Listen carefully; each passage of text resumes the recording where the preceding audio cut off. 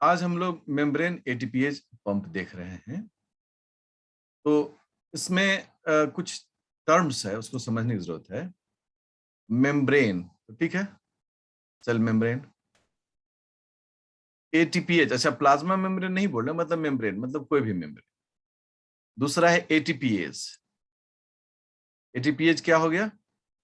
Enzyme हो गया। ATPase जो है वो एंजाइम हो गया। और तीसरा जो टर्म है वो क्या है? पंप। पंप का मतलब क्या होता है? ताकत के साथ किसी चीज को फेंकना। अर्थात यह जो चीज है मेम्ब्रेन में मिलता है, और एटीपीएज पंप जो है यहाँ पर हमें दिखता है। अब ये एटीपीएज पंप क्यों नाम पड़ा? तो कहते हैं कि मेम्ब्रेन पंप जो है, मेम्ब्रेन पंप्स क्या यूज करता है? इस चीज को यूज करता है, use ATP as a source of energy and और and use this as a phosphoryl transfer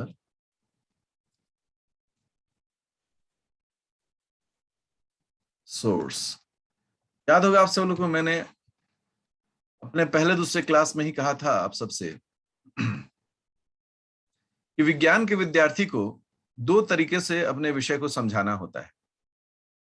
एक साइंटिफिक वर्ल्ड को और दूसरा कॉमन वर्ल्ड को। हमेशा याद रखिए, विज्ञान के विद्यार्थियों के साथ ये हमेशा एक चुनौतीपूर्ण रहता है। जब हम सामान्य दुनिया को समझाते हैं तो स्टोरी बनाते हैं, सिंपल सी कहानी। आप देखते होंगे कई बार हम भी कहानी बनाते हैं आपको समझाने के लिए। किंतु जब हम वैज्ञानिक विश्व को समझाने की कोशिश करते हैं तो हमें साइंटिफिक अप्रोच से, साइंटिफिक टर्म्स से ही बात करनी होती है। मेम्ब्रेन पंप जो है एटीपी को एनर्जी के सोर्स के रूप में यूज करता है और फॉस्फोराइल ट्रांसफर के सोर्स में भी उपयोग करता है। चलो मैं आपसे कुछ एक एग्जाम्पल शेयर कर रहा हूं, आप लोग सब मुझे बताइएगा, ठीक है ना? आप सभी मुझे जरूर ये बताइएगा। आप सबने तराजू देखा है? हाँ ना बोलना है? Yes sir. Yes sir, yes देखा है। सर। सबने देखा है, उठाया भी होगा कई बार। Yes sir. है, ठीक है। और इस तराजू में कुछ सामान रखने वाला एक बर्तन है, ठीक है, जिसमें हम कुछ सामान रख सकते। तराजू की खासियत क्या होती है? इसमें दोनों तरफ ये एक ही वजन का होना चाहिए। दुकान वाला वैसे में कभी कभी घोटाला मार देता है, ठीक है। अब ये तराजू है। अब ये तराजू क्या है? एकदम इक्वल है, एकदम सीधा है, कोई दिक्कत नहीं है। अब सोचो एक क्वाइन को हम इस पर डाल दें, ठीक है ना? एक क्वाइन को हमने इस पर डाल दिया, तराजू किधर झुकेगा, लेफ्ट की राइट? लेफ्ट। मतलब इधर झुक जाएगा, है ना? मतलब तराजू जो है अब हो जाएगा कुछ इस प्रकार से, ऐसे हो जाएगा तराजू। Yes sir. Yes sir. ज्यादा डायग्रामेटिक रचना में नहीं जा रहा हूं, मैं काम भर रचना बना रहा हूं। ऐसे हो जाएगा। ऐसा क्यों हो गया? Because of this coin. जो आप डार्क कलर का क्वाइन देख रहे हैं, इस क्वाइन के कारण ये नीचे चला गया। तो इसको हम लोग क्या बोलते हैं? इसको बोलते हैं हम लोग कॉन्फॉर्मेशनल चेंज, ठीक है। जैसे मैंने एक बार आप पहले ही बताया आप लोग को, अपने हाथ को के पांचों उंगलियों को अपने चेहरे के सामने खोल के रख ले, और उसके बाद आपको एम्पायर बनना है और किसी को ऑट का इशारा करना है। तो आप कैसे करेंगे? सबने क्या किया, पहली उंगली छोड़कर बाकी चारों उंगलियों को एक से लॉक कर दिया और एक उंगली का इशारा किया। किया है कि नहीं किया है सबने? Yes, sir. Good. Yes, sir. वहीं पर हमें विक्ट्री का साइन देना है, तो क्या करेंगे, पहली दो उंगलियों को वी शेप बनाएंगे, विक्ट्री विक्ट्री। वहीं पर हमें थम्स अप करना है, चीयर अप करना है, तो हम थम्स को अप करेंगे। वहीं पर हमें कलम पकड़ना है, तो हम उंगलियों को कलम पकड़ने के स्टाइल में चेंज करेंगे। यह क्या कहता है, यह कहता है कि काम के अनुसार हम अपने हाथों में, उनके उंगलियों में कॉन्फॉर्मेशनल बदलाव करते हैं। उसी प्रकार से क्या होता है कि जैसे सोचो कि ये प्रोटीन है, ठीक है ना, इस प्रोटीन पर कुछ खास जगह होता है कुछ खास जगह होता है जहां पर या तो OH हो या फिर COOH हो, ठीक है, या इसी प्रकार कुछ अन्य अमाइनो एसिड से ग्रुप हो। हम सब जानते हैं OH जो होता है वो किस में होता है, सेरीन में या फिर थ्रियोनिन में, ठीक है, और COH किस में होता है, ग्लूटामेट में या फिर स्पार्टेट।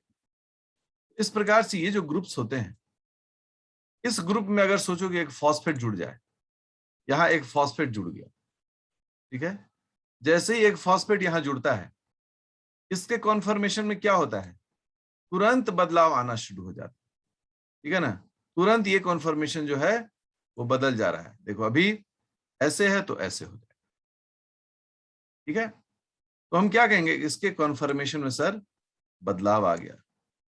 तो ये जो बदलाव है, फिर जैसे ही इससे फॉस्फेट बाहर चला जाएगा, फॉस्फेट बाहर गया, वापस क्या हो गया, ये अपने पुराने कॉन्फर्मेशन में आ गया।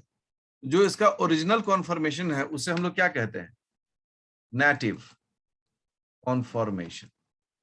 नेटिव कॉन्फर्मेशन मतलब हो गया वो अपने ओरिजिनल रूप में, ठीक है। और दूसरा क्या हो गया उसमें, दूसरा जो है मॉडिफाइड कॉन्फर्मेशन। मॉडिफाइड मतलब परिवर्तित या अल्टर्ड कॉन्फर्मेशन। इस प्रकार से जब भी हम कोई फॉस्फेट या कोई भी ग्रुप किसी के साथ जोड़ते हैं, उसके आकार में बदलाव आता है और उस बदलाव से काम किए जाते हैं। आप सब लोगों ने एंजाइम कैटालिसिस का मैकेनिज्म में लॉक की हाइपोथेसिस पढ़ा होगा, है ना, पढ़ा है सब लोगों ने? Yes, Yes, sir. sir. Yes, sir. उसमें क्या था कि एक ताला है और उस ताला में जब हम चाबी डालते हैं तो क्या करता है, चाबी उसके अंदर में कॉन्फर्मेशन को चेंज करता है और ताला क्या होता है, खुल जाता है। ये कॉन्फर्मेशनल चेंज जो है, हाँ जी, ठीक है, यही कॉन्फर्मेशनल चेंज जो है वो यहां भी देखा जाता है। अब आपके मन में सवाल उत्पन्न होगा, सर आपने ये समझाया क्यों, क्या जरूरत है, ठीक है।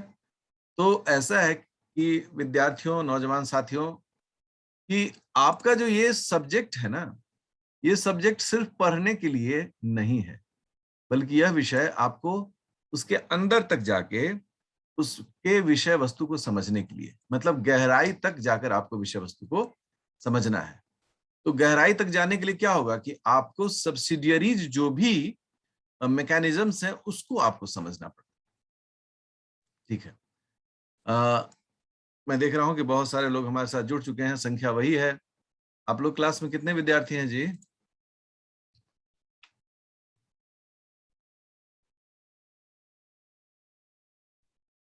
बताइए। CR? So 140. 140? 14. अच्छा, 114? Yes, sir. Yes, sir. तो आधा क्लास है, आधा क्लास नहीं है। अच्छा, अगला जो क्लास होगा मेरा, उसमें हम गेस क्वेश्चंस बताएंगे सबको, आने वाला एग्जामिनेशंस में कौन कौन सा क्वेश्चन आने वाला है, ठीक है। CR अनाउंस कर दीजिए ग्रुप में। Okay, sir. हाँ, जबकि ऐसा होगा नहीं, ठीक है आप लोग सोच रहे होंगे ऐसा होगा ही नहीं तो आनंद सर क्यों अनाउंस कर रहे हैं, ताकि हम देखना चाहते हैं कि बाकी जो आधे क्लास है क्या वो आने का मूड बनाते हैं अच्छा क्वेश्चन आउट होने वाला है, चलो सर के क्लास में चला जाए। ठीक है, ओके, परेशानियां होंगी, कोई बात नहीं। अब एटीपीएच पंप जो है इसको 3 टाइप में बांटा जाता है। आपने पढ़ा होगा ग्रेजुएशन में इसको, कोई नई बात मैं आपसे शेयर नहीं कर रहा हूं। अगर पढ़ा है तो बहुत अच्छा, नहीं पढ़ा है तो भी पढ़ लीजिए। 3 प्रकार का जो एटीपीएच पंप होता है उसमें सबसे पहला जो होता है पी टाइप। कौन type? P type एटीपीएच pumps. Okay, दूसरा जो है उससे हम लोग बोलते हैं वी टाइप एटीपीएच पंप्स। और तीसरा जो होता है उसे बोलते हैं एफ टाइप एटीपीएच पंप्स। आप देखिए 3 प्रकार का पंप जो है यहाँ पर वो देखने को मिलता है, P type, V type and F type. सबसे पहले विद्यार्थी के मन में यह सवाल उत्पन्न होगा, सबसे पहले जो विषय का वस्तु है वह यह है कि ये पी, वी और एफ क्या है। सोचिए,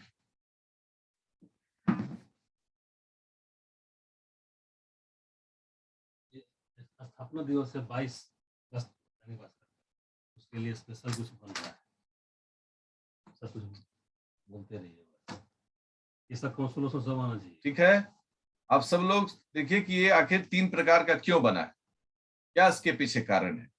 क्योंकि यदि हम कारण नहीं जानेंगे तो हम अंतर नहीं स्पष्ट कर पाएंगे, और जब अंतर नहीं स्पष्ट कर पाएंगे, जब हमसे कोई एग्जाम्पल पूछेगा, मान लो हम नेट का एग्जाम दे रहे हैं, उसमें हमसे किसी ने पूछा कि कैल्शियम आयन जो एटीपीएच है क्या है, उसके काम करने का तरीका क्या है, तो निश्चित रूप से हम एक्सप्लेन ही नहीं कर पाएंगे उसको। या हमसे कोई पूछे कि लाइसोसोम में जो प्रोटॉन पंप होता है उसका क्या काम है, किस प्रकार का है, वहां भी हम एक्सप्लेन नहीं कर पाएंगे। या फिर माइटोकॉन्ड्रियल मेम्ब्रेन में जो प्रोटॉन पंप होता है, मतलब हमें एक्चुअली चीजों के बारीकियों को समझना चाहिए। जैसे हम चीजों की बारीकियों को समझते हैं, निश्चित रूप से हम इन सब चीजों पर आसानी से अपना कमांड बना सकते हैं।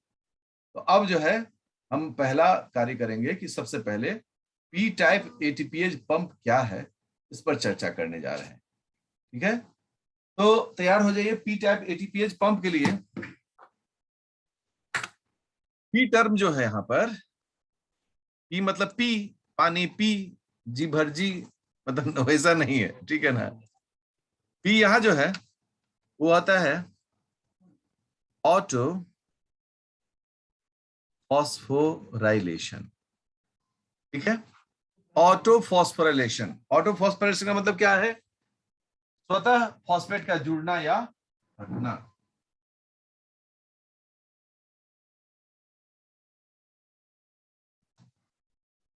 Auto phosphorylation oblique auto dephosphorylation. ठीक है, डीफॉस्फोराइलेशन। अब आपसे मैं कहता हूं कि क्या आप बताएंगे कि auto phosphorylation and auto dephosphorylation क्या है? कोई भी एनीबॉडी कैन ट्राई।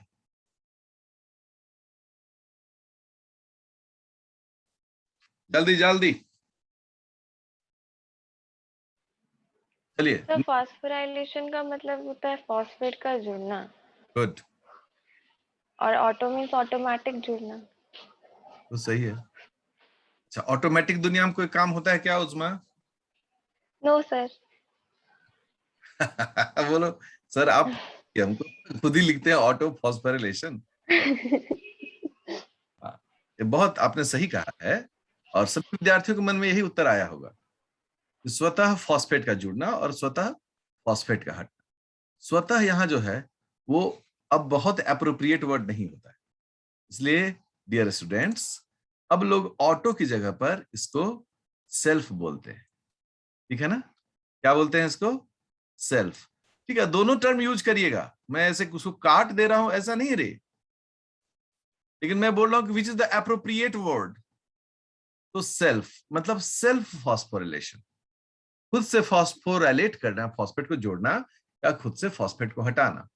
जैसे कोई भी ऐसा प्रोटीन होता है, मान लो जैसे कि आरटीके में यहाँ पर एग्जांपल नहीं है लेकिन मैं आपको बता रहा हूं। आरटीके, आरटीके का फुल फॉर्म क्या होता है?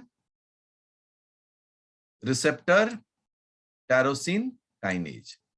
यह खुद अपने में फॉस्फेट जोड़ता है और खुद से ही यह हटाता है। क्यों? क्योंकि इसके लिए जो एंजाइम होता है वह इस प्रोटीन के अंदर में ही होता है, बाहर से देने की जरूरत नहीं पड़ती है। अर्थात पी टाइप एटीपीएज जो पंप है उसका खुद बॉडी में ही एंजाइम का एक्टिविटी रहता है, इसको बाहर से कोई एटीपीएज की जरूरत नहीं पड़ती है।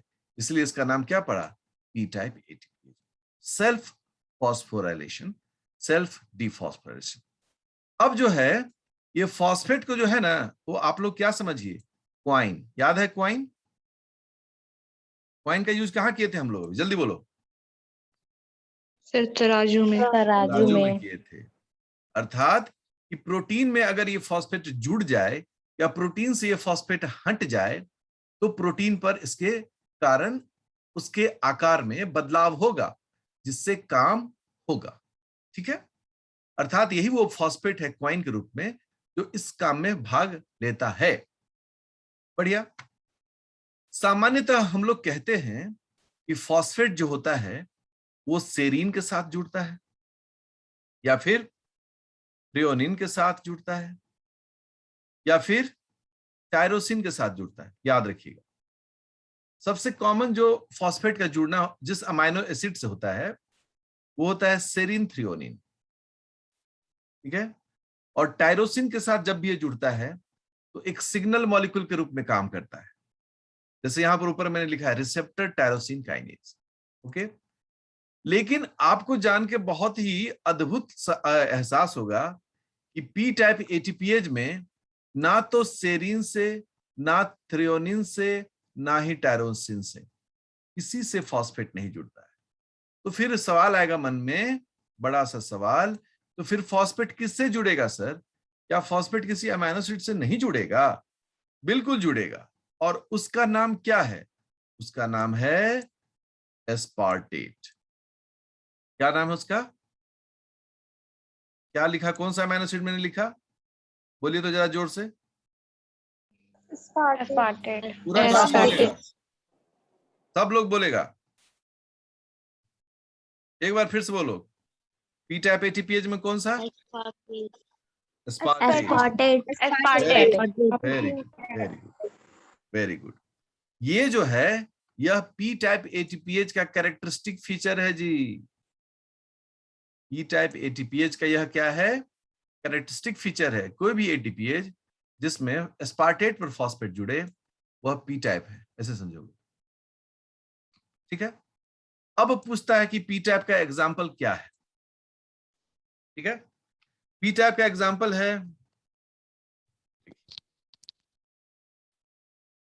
Sodium ion ATPase. दूसरा एग्जाम्पल पोटेशियम आयन एटीपीएस। तीसरा example calcium ion ATPase. ATPase. ठीक है? चौथा example sodium ion potassium ion एटीपीएच। Sodium ion, रुक जाता है ये कलम, पोटेशियम आयन एटीपीएच। ये सारे इसी परिवार से बिलोंग करते हैं। ठीक है ना? ये सभी। तो पहला हो गया एग्जाम्पल। ठीक है? जब आगे कभी डिटेल पढ़ोगे ना, आपका कुछ मन किया कि हम इसमें कुछ रिसर्च करें, कुछ प्रोजेक्ट बनाएं, पी टाइप एटीपीएच के भी कई प्रकार होते हैं, P1, P2, P3। 3 टाइप में इसको बांटा जाता है पी टाइप एटीपीएच को, P1 type, P2 type and P3 type. Okay? तो ये सभी जो है इन्हीं का वर्गीकरण किया गया है। जब हल्के मेटल जुड़ेंगे तो P1 टाइप, जब हेवी मेटल जुड़ेगा तो P2 टाइप, इस तरह से इसको बांटा गया। बट अभी आपको जरूरत नहीं है उसका, अब आते हैं वी टाइप। यहां पर वी किसके लिए स्टैंड करता है? वी आता है वैक्यूलर प्रोटॉन पंप्स के लिए। इसके लिए वैक्यूलर प्रोटॉन एटीपीएच के लिए। अब आप मुझे बताएं कि हमारे सेल में कौन कौन सा वैक्यूलर बॉडी पाया जाता है? वैक्यूल नहीं बोल रहे हैं जी, वैक्यूलर बॉडी मतलब राउंडेड बॉडी, सराउंडेड बॉडी। हमारा आंसर होता है गोल्जी बॉडी। ठीक है, एंडोप्लाज्मिक रेटिकुलम और लाइसोसोम। ठीक है, ये सभी क्या है? वैक्यूलर मतलब वेजाइकुलर बॉडी है। ओके, तो इनमें यदि प्रोटॉन एटीपीएच पंप है वो सब क्या कहलाता है? वी टाइप कहलाता है। और इनका काम क्या होता है? इनका काम होता है पीएच मैनेजमेंट।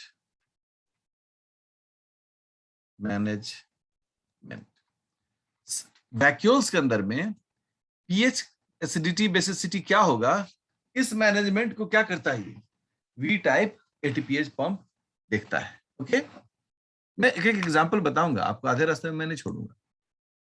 और एफ टाइप जो है वो क्या है? एफ टर्म जो लिया गया है वह माइटोकॉन्ड्रिया के F0 F1 एटीपीएस से लिया गया है। आप जानते हैं इसका नाम? ठीक है, कितने विद्यार्थी इसका नाम नहीं जानते हैं? जल्दी बोलोगे। आप जानते हैं F0 F1 पार्टिकल के बारे में? हाँ हाँ, यस सर। इसका दूसरा नाम क्या है? ऑक्सीजोम। अच्छा, ठीक ठीक ठीक, बिल्कुल सही कहा। और कुछ नाम है? क्या लिखा है मैंने? ATP synthetase. बिल्कुल, ये भी उसी का नाम है। ठीक है ना, कॉम्प्लेक्स 5, कॉम्प्लेक्स 5। ठीक है, तो ये जो जैसे F0 F1 पार्टिकल ऑक्सीजोम कहलाता है, लेकिन F0 F1 एटीपीएच जो है वो एटीपी सिंथेटेज कहलाता है। ये एटीपी का सिंथेसिस करता है, इसीलिए इसका नाम जो है वो F से इंडिकेट किया गया। और यह माइटोकॉन्ड्रिया में मिलता है। कहाँ कहाँ मिलता है जी? एटीपी सिंथेटेज कहाँ कहाँ मिलता है? हम कहते हैं कि सर माइटोकॉन्ड्रिया के इनर मेम्ब्रेन में मिलता है। दूसरा, सर बैक्टीरिया के प्लाज्मा मेम्ब्रेन में मिलता है, तो वहां पर भी ये मिलेगा बैक्टीरिया के प्लाज्मा मेम्ब्रेन में। ओके, तो ये उन जगहों पर मिलता है। अब हम यहाँ पर ले रहे हैं अल्प विराम, क्योंकि मैं चाहता हूं कि आप करें कुछ सवाल और मैं दूं उसका जवाब। शुरू हो जाओ शूरवीरों।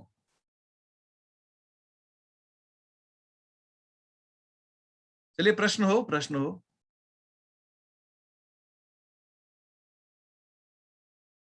आनंद सर को प्रश्न पसंद है। ठीक है, कोई छात्र कुछ पूछना नहीं चाह रहा है? अच्छा, सब लोग समझ गए हैं? सर हाँ, सर जो पी टाइप एटीपीएस पंप्स जो होते हैं सर, वो एस्पार्टेट से ही क्यों जुड़ते हैं? हाँ, क्यों क्यों क्यों है ना, क्यों नहीं वो कुछ और से जुड़ जाते हैं? देखो, एक सवाल तो आ गया। जिसने पूछा है, दीपिका भारद्वाज ने पूछा है। Yes sir.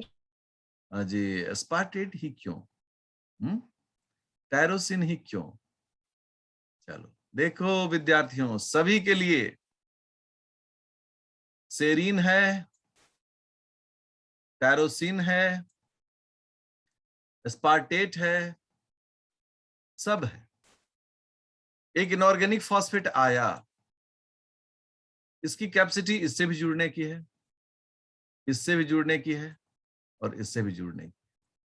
तो ये तो बेचारा इनऑर्गेनिक फॉस्फेट बड़ा सा क्वेश्चन मार्क लेकर खड़ा हो जाएगा कि हमार की होबे, मेरा क्या होगा, जाऊं तो जाऊं कहां? ठीक है, इधर चला मैं, उधर चला, किधर चला? Deepika, yes sir. कोई गेस? कुछ गेस सर करिए। एस्पार्टेट। अरे नहीं रे। चलो, अभी गैस नंबर चीज मारा है। जो स्टूडेंट्स, ये एंजाइम होते हैं जो तय करते हैं कि किससे जुड़ेगा। ठीक है, कौन होते हैं जो तय करता है? बोलिए सब लोग एक साथ। enzymes, बहुत बढ़िया। enzymes, हाँ, सेरीन के पास क्या होगा? Serine kinase. अच्छे से देखना, सीख लेना ये सब चीज। दीपिका ने बहुत बढ़िया सवाल पूछा है। टायरोसिन के पास क्या होगा? कौन सा एंजाइम होगा? Tyrosine kinase. ठीक है, ये एंजाइम होगा। और एस्पार्टेट के पास कौन सा एंजाइम होगा? Aspartate kinase. ठीक है, अब दीपिका का सवाल का जवाब, और आप सब लेकर मन में सवाल रहा होगा, उसका जवाब मिल गया कि सर यहां पर एस्पार्टेट से ही क्यों जुड़ता है, सेरीन या टायरोसिन या थ्रेओनिन से क्यों नहीं जुड़ता है। इवन ये लाइसिन से, आर्जिनिन या हिस्टिडीन से भी जुड़ सकता है, क्यों नहीं जुड़ता है? क्या उत्तर होगा जी? बोलो, क्यों एस्पार्टेट से जुड़ता है? जल्दी। एंजाइम के हेल्प से। कौन सा एंजाइम? Aspartate kinase. तो अब पता चला, हम लोग सब कंफर्म हो गए, ये उससे ही क्यों? क्योंकि वही एंजाइम है वहां पर। अगर यहां पर एस्पार्टेट काइनेज एंजाइम की जगह पर सेरीन काइनेज लगा दें, तो फिर वो एस्पार्टेट से कभी नहीं जुड़ेगा। इसका मतलब है कि ये सारी प्रक्रियाएं भले ऑटो होती हैं, लेकिन ये डीएनए के कंट्रोल में होता है। डीएनए तय करता है कि कौन सा एंजाइम वहां काम करेगा। Got the answer? Clear? Yes, no? Yes sir. yes sir, good. अब मुझे आप कोई सवाल पूछना चाहते हैं और तो पूछिए, और हमेशा याद रखिए विद्यार्थियों, आप प्लीज सवाल पूछिए। आप सवाल जब नहीं पूछते हैं ना, तो मुझे लगता है कि मैं अच्छा कैसे बनूंगा, क्योंकि मेरे लिए चुनौती ही नहीं होता है। सवाल पूछो, सवाल पूछोगे तब ना मैं उसके लिए प्रयास करूंगा। कुछ नए सवाल पूछेंगे तो मैं फिर पढ़ूंगा, ढूंढूंगा। ठीक है, कोई टीचर देवता थोड़े होते हैं जी। ठीक है ना? ठीक है। सर यहाँ पे जो इनऑर्गेनिक फॉस्फेट से सर जो एस्पार्टेट से जुड़ रहा है सर, वो तो बाय प्रोडक्ट होता है ना सर एटीपी के हाइड्रोलाइसिस का। ये बाय प्रोडक्ट तो थोड़ा बड़ा बोलना अनुचित हो सकता है लड़की। ठीक है ना? एटीपी का निर्माण जब होता है, ठीक है ना, तो एटीपी के निर्माण में इनऑर्गेनिक फॉस्फेट उससे जुड़ता है जब एडीपी रहता है। ठीक है, एडीपी प्लस इनऑर्गेनिक फॉस्फेट, यही होता है। अब एडीपी और प्लस इनऑर्गेनिक फॉस्फेट का जुड़ना या अलग होना दो प्रकार से होता है। एक जो होता है वो हाइड्रोलिसिस से होता है। किससे होता है? हाइड्रोलिसिस से तोड़ा जा सकता है। और दूसरा जो होता है वो क्या होता है? फॉस्फोराइल ट्रांसफर से। ठीक है, पता नहीं आप विद्यार्थी कितना पढ़ते लिखते हैं, लेकिन एक चीज तो आप सब लोग को समझ में आनी चाहिए कि मेरे क्लास में आपको प्योर साइंस मिलेगा। ठीक है ना? और जो विद्यार्थी थोड़ा सा कम पढ़े हैं, शॉर्टकट किए हैं, एकदम मत घबराना जी।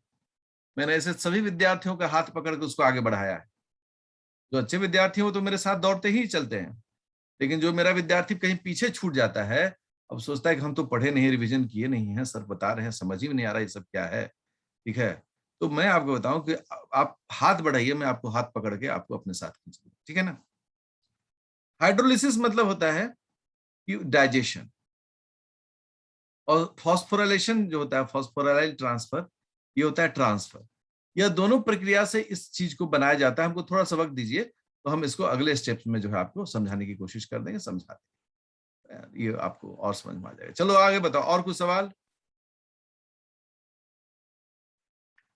और कोई सवाल मन में हो पूछो। चलो, हम लोग एक एग्जाम्पल हम लोग को पढ़ना है जिसका नाम है सेरका। ठीक है, सेरका क्या नाम है? जरा बोलिए तो सब लोग एक साथ। शेर का सेर का। यहाँ मतलब होता है सार्कोप्लाज्मिक। क्या मतलब होता है इसका? सार्कोप्लाज्मिक। सार्कोप्लाज्मिक रेटिकुलम कहाँ मिलता है, जल्दी बोलो। माइटोकॉन्ड्रिया। नहीं, ये सार्कोप्लाज्मिक मसल्स में मिलता है, ठीक है ना। मसल्स में जो एंडोप्लाज्मिक रेटिकुलम होते हैं उन्हें सार्कोप्लाज्मिक एंडोप्लाज्मिक रेटिकुलम कहते हैं। Sarcoplasmic and endoplasmic reticulum, calcium ion, Ca मतलब का जो है ना वो कैल्शियम के लिए है, कैल्शियम आयन। और पंप्स के लिए पी नहीं यूज किया गया, ठीक है ना। क्या है इसका फुल फॉर्म, जरा जल्दी से पढ़ो तो। Sarcoplasmic and endoplasmic reticulum. जो तेजी से पढ़ा ना उसका दांत तोड़ देंगे, धीरे धीरे आराम से। फिर से पढ़िए सब लोग। Sarcoplasmic and endoplasmic ion pump. हम लोग इस एग्जाम्पल को देखेंगे, लेकिन जो वक्त है वो यह कहता है कि तब तक हम लोग वी टाइप देख लें, ठीक है ना। वो पी टाइप है, अभी हम लोग वी टाइप देखने वाले, ठीक है। आप सब लोगों ने लाइसोसोम का नाम सुना है कि नहीं सुना है? Yes sir. क्या करता है लाइसोसोम? हाँ, लाइसोसोम क्या करता है? तो इसके अंदर हाइड्रोलाइटिक एंजाइम्स होता है। हाँ, और करता है क्या? सेल में रिसाइक्लिंग प्रोसेस करता है। इसका जो पीएच होता है वो हाईली एसिडिक होता है। हम लोग कहते हैं कि लेस देन इससे कम रहता है, 2 से भी कम रहता है इसका पीएच। पीएच किस पर डिपेंड करता है? पीएच किस पर डिपेंड करता है? कॉन्सेंट्रेशन ऑफ प्रोटॉन, ठीक है। जितना प्रोटॉन ज्यादा रहेगा उतना ही पीएच कम रहेगा। प्रोटॉन जितनी ज्यादा मात्रा में होगी हमारा पीएच उतना ही कम होगा। तो इसमें एक पंप लगा रहता है, देखो ऐसे एक ही नहीं होता, मतलब एक प्रकार के पंप लगे रहते हैं। इनको हम लोग क्या बोलते हैं? इनको हम लोग बोलते हैं लाइसोसोमल प्रोटॉन पंप। क्या कहते हैं? लाइसोसोमल, बोलिए मेरे साथ, proton proton pump. Lysosomal proton pump. Pump नहीं बोलना चाहते हैं तो हम एटीपीएच बोल सकते हैं, एटीपीएच पंप भी बोल सकते हैं, ठीक है ना। ये लाइसोसोमल एटीपीएच पंप है। ये क्या करता है? ये बाहर से प्रोटॉन को ले जाकर अंदर डालता है, ठीक है। प्रोटॉन को बाहर से क्या करता है? अंदर डालता है। और इस दरमियान में एटीपी मॉलिक्यूल खर्च होता है। एटीपी जो है वह चेंज हो जाता है ADP plus inorganic phosphate hydrolysis में। इसके कारण क्या होता है कि अंदर में प्रोटॉन की मात्रा बढ़ते जाती है और पीएच क्या होता है? घटते जाता है। अंदर का एनवायरनमेंट एसिडिक हो जाता है। तो ये जो यहां पर लाइसोसोमल प्रोटॉन एटीपीएच पंप है, यह किसका एग्जांपल है? V type. किसका एग्जांपल है? वी टाइप, वैक्यूलर और वेसिकुलर एटीपीएच, ठीक है। समझ में आ गई बात? किसी को सवाल पूछना है यहां? Any question? कोई सवाल है आप लोग के पास? ये बात समझ में आ गई ना? हाँ ना? Yes sir. गुड। इसी प्रकार से क्या होता है कि कई बार गोल्जी बॉडी में भी किसी खास वेसिकल में इसी प्रकार के पंप्स लगे रहते हैं जो प्रोटॉन को क्या करते हैं? अंदर डालते हैं, ठीक है। तो एंडोप्लाज्मिक रेटिकुलम में भी इस प्रकार से कुछ ऐसे पंप लगे रहते हैं जो प्रोटॉन को अंदर बाहर करते हैं। ये सभी वी टाइप एटीपीएच पंप कहलाते हैं, ठीक है। अब जो अगला क्लास है मेरा कल, उसमें हम लोग मेम्ब्रेन के ट्रांसपोर्ट को खत्म भी करेंगे और आपको पढ़ाएंगे सेरका के बारे में, और थोड़ी सी जानकारी हम लोग रखेंगे एफ टाइप एटीपीएच के बारे में भी जानकारी देंगे। अब इस आधार पर आप अपनी अच्छी तैयारी कर सकते हैं। तो तब तक मुझे दीजिए इजाजत। ठीक है, take care everyone and good bye. Thank you sir. Thank you, sir. Thank you, sir. Thank you.